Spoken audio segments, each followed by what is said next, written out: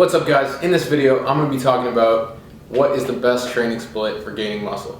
So unlike most videos, I'm not going to lay out all the different options and then tell you, each one has a strength, each one has a weakness, and you need to pick for your specific goals like which one you should pick. Okay, that's a good way to show the different splits, but I think specifically that there is one best split for building muscle. Okay, I'm not talking about strength, I'm not talking about anything else, I'm talking about building muscle. So let's go through the different options. I'll tell you why they're not as good as this last one. This best one I'm going to tell you, and let's go through it that way. So the first one is full body split. So this one they usually say is for this one you're going to be doing full body in the gym every time you go into the gym. Okay, usually they say you should do it 3 times a week, but you're going into the gym, you're working your full body every time you go in. Typically they say 3 times a week, and so typically you're doing one exercise per body part, because if you're doing any more than that, you'd be in the gym for like 4 hours. You're doing one exercise per body part, full body, typically 3, maybe 4 days a week. Usually beginners do this one. The reason I don't like full body is because you cannot get enough volume per body part. For example, you're probably doing one exercise for chest, one exercise for all your muscle groups, 3 times a week. That's 3 exercises per week per body part.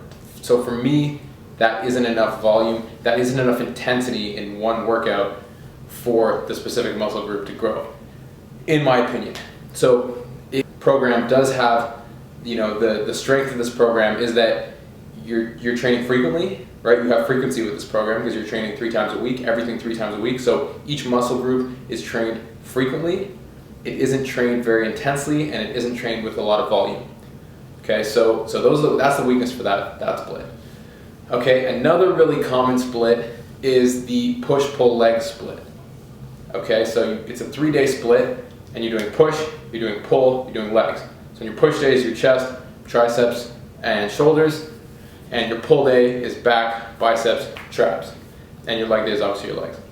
With this split, okay, I really like this split, but it does have a weakness. Okay, so the weakness of this split is that, for me at least, is when I do pull, right? By the time I'm doing my pull day, I do back. By the time I'm getting to biceps, my biceps are absolutely toasted. They're absolutely exhausted.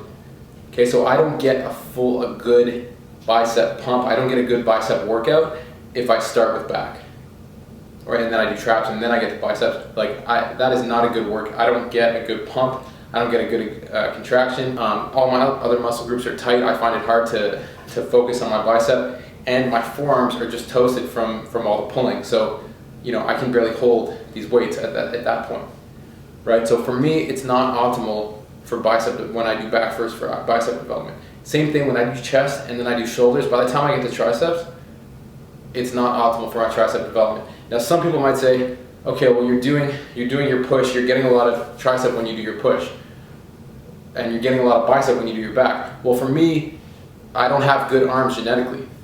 Okay, so my arms don't grow when I just push and when I just pull, and I don't isolate them, right? And no matter what people say, arms are a huge part of bodybuilding.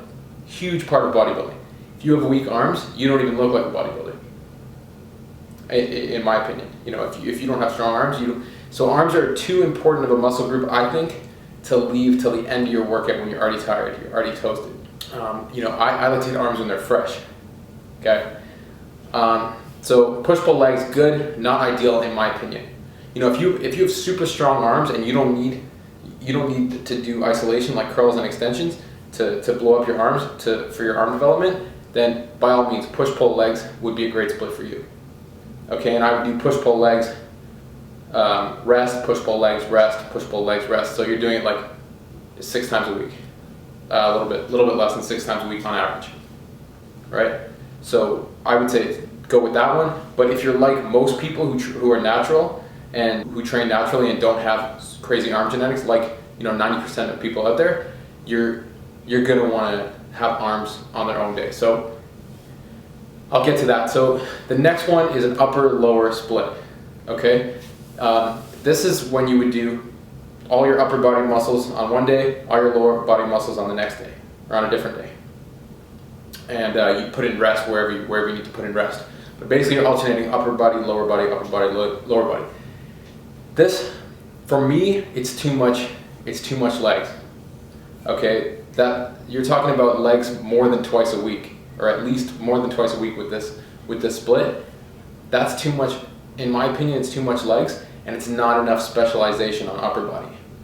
So on upper lower, I think your upper body is going to lag behind your legs if you have sort of equal development in those two areas. Upper lower is great for frequency because you're training really frequently throughout the week, the different muscle groups, but I don't think you get enough specialization for each upper body muscle group. So now we get to the number one. My ideal split is when you train antagonist muscles, meaning the muscles that do the opposite function. So I train chest and back together, I train biceps and triceps on their own day, and then I do legs and shoulders on their own day. Legs and shoulders are not antagonist muscles, but I put legs and shoulders on their own day. So the reason I like this split is because, first of all, arms have their own day. Okay, so my biceps and my triceps are both fresh when I'm going to the gym. Really, really beneficial for arm growth and for arm development. Chest and back, and I just seem to get a better pump when I train antagonist muscles together. I was warmed up, I guess that's. And I do chest and back together on the second day. I really like that combination. I don't know, it doesn't, like my chest being tired, let's say I do chest first, my chest being tired doesn't get in the way of my back workout. Just like my bicep being tired doesn't get in the way of my triceps workout, right? So I'm training these muscles when they're all fresh. And then, of course, I'll do legs, and then I'll do shoulders. So, of course, if I just did legs, that's not getting in the way of my shoulder workout. You know, sometimes I'm going to be a little bit tired after doing legs, but you know, shoulders are relatively, they're a small muscle group. People think that it's a big muscle group. I mean, there are really only 3 small heads, right, that you can hit with 3 exercises, no problem. So, ideally, that's the best split for me. The strengths are that you're going in fresh. Every time you're training, you're going in fresh. So you're not killing your back and then trying to do biceps. One thing I would suggest with the split is that you want to do, I would split up the arms and the arm workout and the chest and back workout. So I would put legs in between those two, or a rest day in between those two, right? So let's say Monday I do arms, Tuesday I'm not going to do chest and back because it's going to be hard for me to press. It might be hard for me to pull if my arms are super sore, or if my arms are you know, tired from the workout the day before. Ideally, you're training 6 times a week with this split, right? You're doing, let's say Monday you're doing arms, Tuesday you're doing legs and shoulders, Wednesday you're doing chest and back, then you do a rest, then you repeat, right? So you're averaging just under 6 workouts a week that way, right? And then so you're and feel free, you know, you can put in your rest days whenever you want in the split. But I have found throughout my training, my 10 years of training, I've found out that antagonist muscles is the best way to train.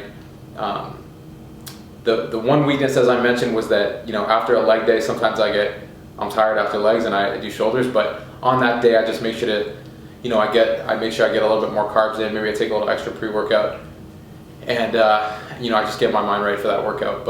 And if I feel like I need rest, I take rest.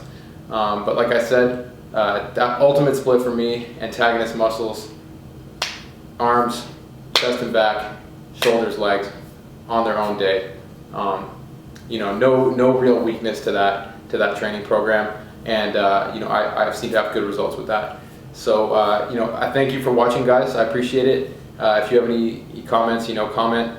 If you have any questions about splits, if you disagree with me for some reason, you know, let me know, and I'll be sure to answer you. All right, thanks for watching.